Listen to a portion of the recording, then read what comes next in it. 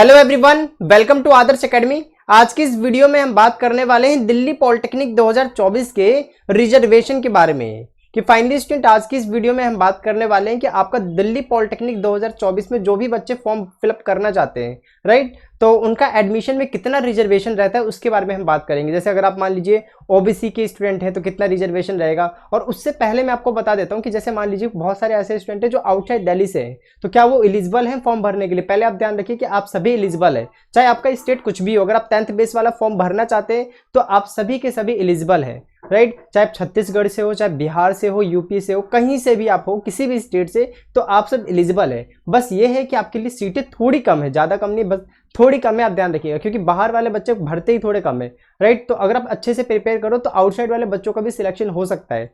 और हम बात करेंगे दिल्ली वाले बच्चों का कितना सिलेक्शन वगैरह रहता है, और साथ में जिन बच्चों ने एनआईएस से 10th कर रखा है, ठीक है, तो उनके लिए क्या चीज कैसे चीज़ें रहेंगी, है ना। तो उनके लिए किस तरीके से पता चलेगा कि वो दिल्ली के हैं या फिर आउटसाइड से है। तो इन सारी चीज़ों का आज की इस वीडियो में हम कवर करेंगे। और साथ में जिनकी भी कैटेगरी ओबीसी है, एससी है, एसटी है, ईडब्ल्यूएस है, डीपी है, यानी कि कुछ भी कैटेगरी है, तो उसका कितना रिजर्वेशन वगैरह रहता है, इसके बारे में आपको प्रॉपर हम इन्फॉर्मेशन देने वाले हैं। तो चलिए इस वीडियो को हम स्टार्ट करते हैं। तो सबसे पहले स्टूडेंट हम आपको बता देते हैं कि रिजर्वेशन जो है, ठीक है, तो पहले मैं एक बार, हाँ, तो देखिए जो भी आपका रिजर्वेशन वगैरह है ना, रिजर्वेशन जो है, पहले तो आप ध्यान रखिएगा जो भी बच्चे दिल्ली के हैं, है ना, ध्यान रखिए दिल्ली वाले बच्चे जो है, यानी कि जिन्होंने दिल्ली से 10th कर रखी है, पहले ध्यान रखिएगा जो 10th क्लास है आपकी दिल्ली से होनी चाहिए। कहाँ से होनी चाहिए? दिल्ली से। तो आप दिल्ली रीजन के स्टूडेंट कहलाएंगे। सबसे इंपॉर्टेंट चीज़ है, आप रहते कहीं भी है उससे कोई मतलब नहीं है, आधार कार्ड में क्या एड्रेस है उससे कोई मतलब नहीं है। आपका मेन जो है वो 10th क्लास आपका जो है दिल्ली से होना चाहिए, बस दिल्ली के स्कूल से होना चाहिए। बस आप ये ध्यान रखिए, चाहे गवर्नमेंट हो चाहे प्राइवेट हो। दूसरी चीज़, अगर आपकी 10th क्लास आउटसाइड दिल्ली से, मतलब किसी और स्टेट से, अदर स्टेट, है ना, तो अदर स्टेट से तो आप आउटसाइडर कहलाएंगे। पहले तो आप इसे ध्यान रखिएगा, ये दो चीज़ें आप ध्यान रखिए। पहले तो दिल्ली वाले कौन से बच्चे हैं और आउटसाइड वाले कौन से बच्चे। आप रहते कहीं भी उससे फर्क नहीं पड़ता। आपका ये मतलब होना चाहिए कि आपने 10th क्लास कहाँ से किया हुआ है, 10th या फिर 12th आपने कहाँ से किया हुआ है। अगर आपने दिल्ली के स्कूल से किया हुआ है तो आप दिल्ली के कैंडिडेट होंगे। अगर आपने आउटसाइड दिल्ली से किया है, दिल्ली एनसीआर वगैरह से भी किया है, तब भी आप आउटसाइड के ही रहेंगे, ध्यान रखिएगा, राइट। चलिए ये मैंने आपको समझा दिया। और एक और चीज़ हम बता देते हैं, अब आपके एंट्रेंस एग्जाम में मेरा मतलब फॉर्म वगैरह आने में और एंट्रेंस एग्जाम में ज़्यादा टाइम नहीं रह रहा है, यानी कि फॉर्म वगैरह आपके जल्दी आ सकते हैं। अभी आपका फरवरी खत्म हो चुका है, मार्च है ये, है ना, तो टाइम बहुत कम है। मार्च अप्रैल है, बस अप्रैल पूरा, फिर मई में फॉर्म आना ही आना है। लगभग मान के चलिए फॉर्म जो है वो मई में आ ही जाएगा। और जब भी फॉर्म आएगा ना तो उसी टाइम आपका एंट्रेंस एग्जाम का भी डेट आ जाएगा। मतलब बहुत जल्दी प्रोसेस होता है, उतना टाइम आपको मिलेगा नहीं प्रिपरेशन वगैरह करने का, मुश्किल से कुछ दिन मिलेंगे आपको। तो इसीलिए हम आपको बता रहे हैं अभी से प्रिपरेशन करना स्टार्ट कर दीजिए, क्योंकि टाइम बहुत ही कम है आप लोगों के लिए। हमने अपना पूरा रिकॉर्डेड कोर्स डाल रखा है, अभी रिकॉर्डेड है उसके अंदर, जो भी हमारा कोर्स है ना उसके अंदर पूरा रिकॉर्डेड है अभी, है ना। तो उसके अंदर से प्रीवियस ईयर के थोड़े बहुत क्वेश्चन पेपर करिए, है ना, और रीजनिंग एप्टीट्यूड ये सब करिए। और बाकी जितना कुछ रह रहा है मैं वो लाइव आके आपको करा दूंगा, वो मेरी जिम्मेदारी है, प्लीज मेरे पे थोड़ा ट्रस्ट रखिए, ठीक है। ये मैंने आपको बता दिया है। और दूसरी चीज ये है कि जैसे जैसे एग्जाम पास आएगा तो मैं आपको कुछ कुछ इंपॉर्टेंट चीजें भी कराता रहूंगा कि ये इंपॉर्टेंट है, इस तरीके से आपको करना है, इन सारी चीजों को, है ना। और जो भी बच्चे पूछ रहे थे भैया अभी भी ऑफर है आपके एप्लीकेशन पर, तो हाँ है, आप ऑफ 200 वाला कूपन अप्लाई कर सकते हो, है ना। तो जो आपका 699 का जो कोर्स है ना वो ओनली 499 में आप इनरोल कर सकते हो। और ये वन टाइम फीस है, ये वन टाइम फीस है, लाइव क्लास वगैरह सब कुछ उसी के अंदर होगा, मेरे ऊपर छोड़ दीजिए, बस आप प्रिपरेशन करिए क्योंकि टाइम बहुत कम है। और मेरे अकॉर्डिंग ये ज़्यादा फीस नहीं है आप लोगों के लिए, ठीक है। बहुत ही मिनिमम फीस रखी है मैंने, बहुत ही ज़्यादा मिनिमम है, ठीक है। अगर हम बात करें तो इसमें मेरी 18% जीएसटी और कुछ गेटवे वगैरह चार्जेस होते हैं वही कट जाते हैं, है ना। तो आप समझ सकते हैं। अब इसके बाद मैं बताता हूँ किस तरीके से आप कोर्स ज्वाइन कर सकते हैं, फिर मैं आता हूँ रिजर्वेशन वगैरह के बारे में कि क्या रिजर्वेशन वगैरह रहता है, क्योंकि बच्चे पूछ रहे थे वो कूपन अप्लाई नहीं कर पा रहे हैं ना, तो मैं आपको बताता हूँ कैसे अप्लाई करना है। तो सिंपली स्टूडेंट पहले हम यहाँ पे आ जाते हैं, ये देखिए नीचे की तरफ आ जाइए, यहाँ पे पेड कोर्सेज पे क्लिक कर लीजिए। जैसे हम क्लिक करेंगे यहाँ पे, तो क्लिक करने के बाद यहाँ पे देखिए इस तरीके से ओपन हो जाएगा। यहाँ पे आपका होगा एंट्रेंस एग्जाम का कोर्स, तो इसके ऊपर आप क्लिक करिए।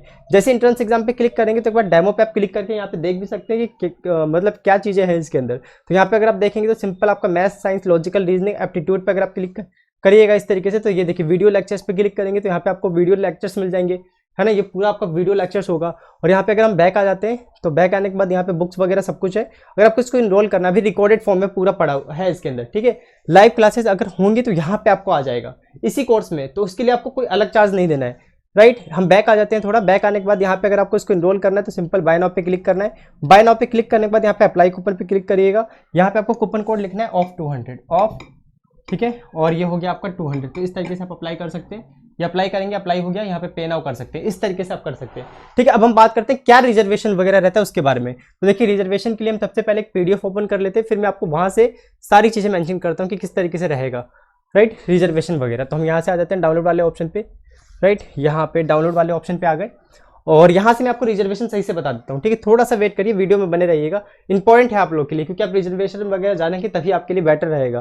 ठीक है, आपको पता तो कि कितना आपके लिए छूट वगैरह है, जैसे आप ओबीसी के हो, एससी के हो, या फिर दिल्ली के स्टूडेंट हो, तो इस तरीके से। ठीक है, तो सबसे पहले हम रिजर्वेशन वाले पेज को खोल लेते हैं, इधर कहीं है आपका रिजर्वेशन वाला पेज। ठीक है, तो ये देखिए हम आ चुके हैं रिजर्वेशन वाले पेज पे।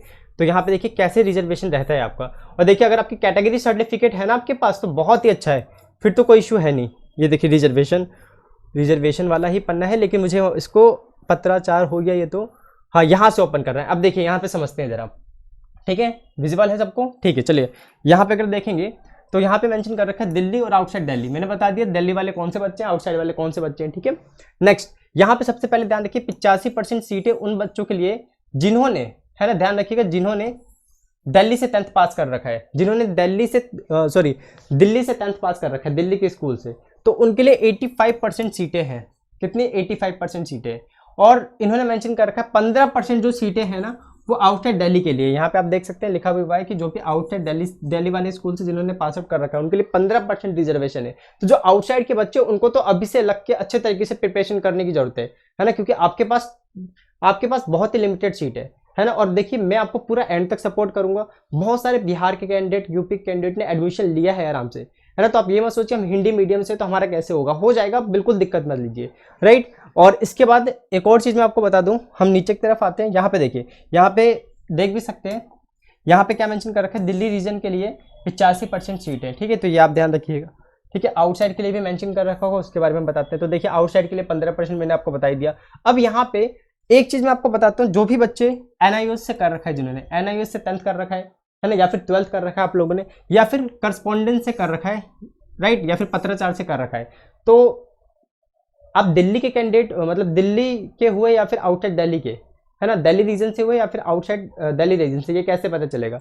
अगर आपने एनआईओएस या फिर इन तीनों में से किसी से भी कर रखा है, मान के चलते हैं एनआईओएस का एग्जांपल ले लेते हैं, अगर आपने 10th क्लास कर रखी है एनआईओएस से, ओपन से, ठीक है, और जो आपका एग्जाम का सेंटर था, ठीक है, ध्यान रखिएगा, एग्जाम का जो सेंटर था अगर वो दिल्ली में ही पड़ा था, अगर वो दिल्ली में ही सेंटर पड़ा था, तो आप दिल्ली कैंडिडेट, दिल्ली रीजन के कैंडिडेट हो गए। ठीक है, दिल्ली रीजन के। और अगर आप मान लीजिए एनआईओएस से आपने कर रखा है 10th क्लास का जो एग्जाम सेंटर है वो आउटसाइड दिल्ली पड़ा था, यानी कि दिल्ली में एग्जाम सेंटर नहीं पड़ा था, तो आप आउटसाइड दिल्ली के ही होंगे, आउटसाइड दिल्ली रीजन के ही होंगे, ये आप ध्यान रखिएगा। ठीक है, तो ये मैंने आपको बता दिया, सेम यही चीज यहाँ पे मेंशन है, पढ़ लीजिएगा इसे, यहाँ पे आप देख भी सकते हैं। और हमारे ग्रुप में जरूर सभी बच्चे जुड़ जाइए, व्हाट्सएप चैनल वाला है, डिस्क्रिप्शन बॉक्स में लिंक है, टेलीग्राम वगैरह पे जरूर जुड़ जाइएगा। ठीक है, सारी इन्फॉर्मेशन वहाँ पे आते रहे। अब यहाँ पे अगर आप देखेंगे तो पत्राचार वगैरह यही सारा चीज दे रखा है। मैं नीचे की तरफ आता हूँ अब आपको ये और रिजर्वेशन हम समझाते हैं एससी के लिए। तो देखिए शेड्यूल कास्ट से जो बच्चे हैं उनके लिए कितना रिजर्वेशन रहेगा, तो यहाँ पे 15% रिजर्वेशन उनके लिए है ना। दिल्ली रीजन और आउटसाइड दिल्ली रीजन के लिए जितनी भी सीट है उसका 15% जो है वो एससी के लिए है। ठीक है, अगला हम देखते हैं नेक्स्ट। तो नेक्स्ट हम नीचे की तरफ आते हैं। ठीक है, तो और क्या मेंशन कर रखा है एसटी के लिए, तो यहाँ पे देख सकते हैं आप एसटी के लिए 7.5% यहाँ पे रिजर्वेशन मेंशन कर रखा है। ठीक है, 7.5% यहाँ पे रिजर्वेशन है, राइट। और अब हम नीचे की तरफ आते हैं, पढ़ भी सकते हैं आप लोग, मैं आपको सिंपल से थोड़ा बता दे रहा हूँ। यहाँ पे अगर आप देखेंगे तो अगर आप ओबीसी से हैं, ध्यान रखिएगा ओबीसी, लेकिन आपके पास नॉन क्रीमी लेयर का सर्टिफिकेट होना चाहिए, है ना। क्रीमी, दो चीजें आती है ओबीसी में, creamy layer, non creamy layer, तो आपके पास नॉन क्रीमी लेयर का सर्टिफिकेट होना चाहिए। तो इनके लिए देख सकते हैं कितना रिजर्वेशन है, 27%। यहाँ पे आप देख सकते हैं 27% का इनके लिए रिजर्वेशन है, राइट। बाकी हम नीचे की तरफ आते हैं और यहाँ पे देखिए ईडब्ल्यूएस, ये बहुत अच्छा सर्टिफिकेट है, जिनके पास है उनका आराम से एडमिशन हो जाता है ना। तो ईडब्ल्यूएस में अगर आप देखेंगे तो 10% रिजर्वेशन है। ठीक है, डीपी वगैरह का भी रिजर्वेशन वगैरह रहता है, तो यहाँ से आप सब कुछ देख सकते हैं। पीडीएफ की मैं आपको लिंक वगैरह भी शेयर कर दूंगा। मैं आपको सिंपल सा मैंने आपको बता दिया इतना इतना रिजर्वेशन रहता है। ठीक है, तो ये देख सकते हो अगर आपके पास पीडब्ल्यूडी है ना, पीडब्ल्यूडी का सर्टिफिकेट है तो 5% आपका रिजर्वेशन रहेगा, राइट। जिनके पास कैटेगरी सर्टिफिकेट है उनका एडमिशन बहुत आसानी से हो जाता है। ठीक है, तो ये चीज़ आप ध्यान रखिएगा। चलिए बाकी स्टूडेंट इस वीडियो को हम ये पे खत्म करते हैं। मेरे अकॉर्डिंग मैंने आपको बता दिया किस तरीके से रिजर्वेशन वगैरह रहता है। अभी थोड़ा सा आप स्टडी पे ध्यान दीजिए, रिजर्वेशन पे थोड़ा कम, स्टडी पे सही से फोकस करिए, सभी सबका एडमिशन हो जाएगा, डोंट वैरी। ठीक है, अभी इस वीडियो को हम ये पे खत्म करते हैं। और प्लेसमेंट के लिए बहुत ही अच्छी कंपनीज आ रही है ना। अगर आप इसमें एडमिशन लेते हो तो आपका प्लेसमेंट बहुत अच्छे तरीके से हो जाएगा। अभी इस वीडियो को हम यहीं पे ख़त्म करते हैं, मिलेंगे अपनी नेक्स्ट वीडियो में।